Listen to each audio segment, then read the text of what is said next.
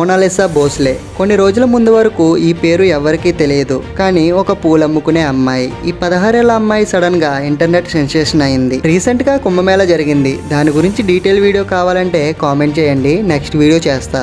అయితే present Maha Kumbh Mela internet లో చాలా ఫేమస్ అయింది. దానితో కుంభమేళా అంటే ఏంటో తెలియని ఇంటర్నెట్ ఇన్ఫ్లుయెన్సర్స్ కూడా ఈ కుంభమేళాకు వెళ్ళడం స్టార్ట్ చేశారు. అలానే చాలా మంది ఇందులో ఒక అమ్మాయిని ఫేమస్ చేశారు. ఆమెనే మోనాలిసా భోస్లే. ఈమె ఇండోర్ కి చెందిన అమ్మాయి. పూలు అండ్ మాలలు అమ్ముకుంటూ ఉంటది. సో ఆమెను చూసిన సోషల్ మీడియా ఇన్ఫ్లుయెన్సర్స్ ఆమెను వీడియోస్ తీయడం మొదలు పెట్టారు. ముఖ్యంగా ఆమె కళ్ళకి, ఆమె స్మైల్ కి ఇంటర్నెట్ ఫిదా అయింది. దానితో ఆమె ఓవర్ నెట్ సెన్సేషన్ అయింది. ముఖ్యంగా ఇన్స్టాగ్రామ్ లో ఎక్కడ చూసినా ఆమె వీడియోలే వచ్చాయి. ఈవెన్ బాలీవుడ్ డైరెక్టర్ అయిన సనోజ్ మిశ్రా ఈమెకు నెక్స్ట్ ఫిల్మ్ లో రోల్ ఇస్తా అని చెప్పారు. ఇది రిపోర్ట్స్ మాత్రమే వచ్చాయి, ఇంకా కన్ఫర్మ్ కాలేదు. ఇదంతా ఆమెకు సోషల్ మీడియా వల్ల వచ్చిన ఫేమ్ వల్లే సాధ్యమైంది. కానీ అదే ఫేమ్ ఇప్పుడు ఆమెను ఇబ్బందులకు గురి చేస్తుంది. రీసెంట్ గా రిలీజ్ అయిన వీడియోలో ఆమె పర్సనల్ స్పేస్ ని గౌరవించకుండా ఫొటోస్ కోసం ఆమె వెనకాల పడడం, అలాగే ఆమెకు ఇబ్బంది పెట్టేలా బిహేవ్ చేయడం, ఇలాంటివి చాలా ఎక్కువయ్యాయి. అలా అని ఈమె మాత్రమే కాదు, కుంభమేళలో నాగసాధువులకు కూడా ఇబ్బందులు తప్పడం లేదు. కేవలం ఫేమ్ కోసం ఇష్టం వచ్చినట్లు బిహేవ్ చేసే వాళ్ళు ఉన్నారు.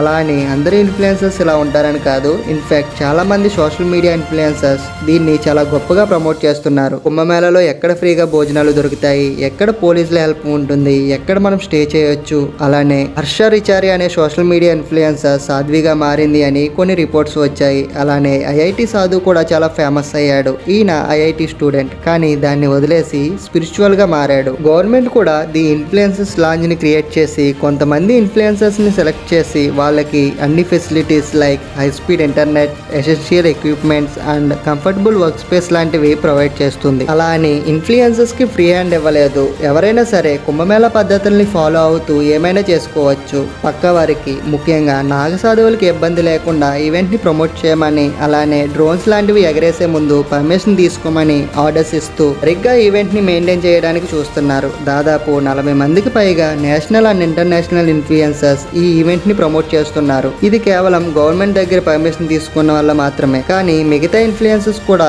ఈవెంట్ లో ఇన్వాల్వ్ అయ్యి రచ్చరచ్చ చేస్తున్నారు. రీజన్ ఏంటో తెలుసా? మనీ.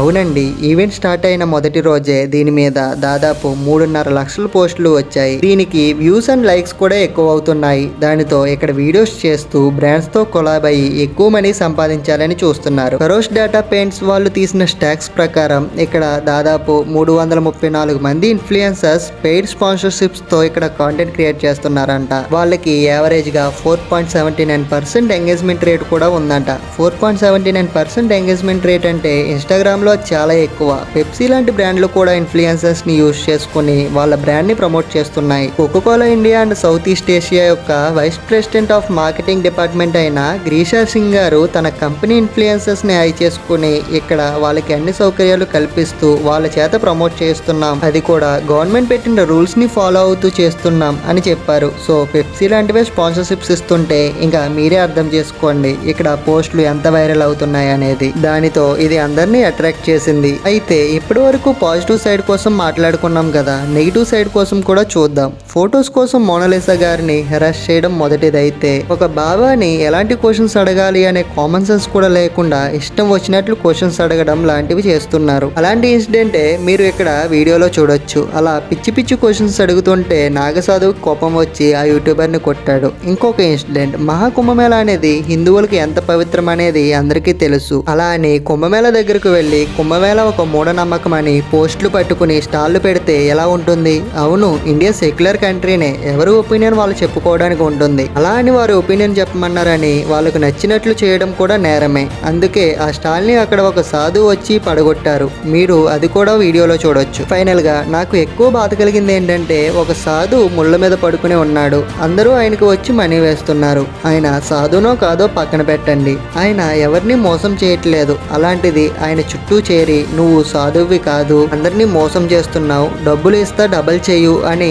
అందరి ముందు ఆయన్ని ఏడిపించడం ఈ వీడియోలో చూడొచ్చు. అసలు ఇది ఎంతవరకు కరెక్ట్ అనేది ఆలోచించండి. ఆయన ఇంకొకరిని మోసం చేస్తే మీరు ఏమైనా చేయొచ్చు, కానీ ఆయన ఏమీ చేయలా. ముళ్ళని ఆయన మీద కప్పుకొని కూర్చుని ఉన్నాడు. అక్కడ ప్రజలు దానికి మనీ వేస్తున్నారు. సోషల్ మీడియా అనేది ఇన్ఫర్మేషన్ తో ఉండాలి, కానీ పక్క వాళ్లకు ఇబ్బంది కలిగించేలా ఉండకూడదు. ఇది ఆల్రెడీ న్యూసెన్స్ గా మారింది. కానీ ఇలాంటి కుంభమేళా ఈవెంట్లలో మీ ఎక్స్పీరియన్స్ ని షేర్ చేసుకోండి అంతే. అంతేకాని వ్యూస్ అండ్ లైక్స్ కోసం ఇష్టం వచ్చినట్లు అందరినీ ఇబ్బంది పెట్టకూడదు. ఇది ఒక చిన్న రిక్వెస్ట్ మాత్రమే. అండ్ ఫైనల్ గా ఈ వీడియో ఇంతే అండి. అందరికీ సారీ, వీడియో చాలా లేట్ అయిపోయింది. ఇక నుంచి వీడియోస్ రెగ్యులర్ గా వస్తూ ఉంటాయి. మన ఛానల్ ని ఫాలో అవుతూ ఉండండి. నెక్స్ట్ వీడియోలో మళ్ళీ కలుద్దాం.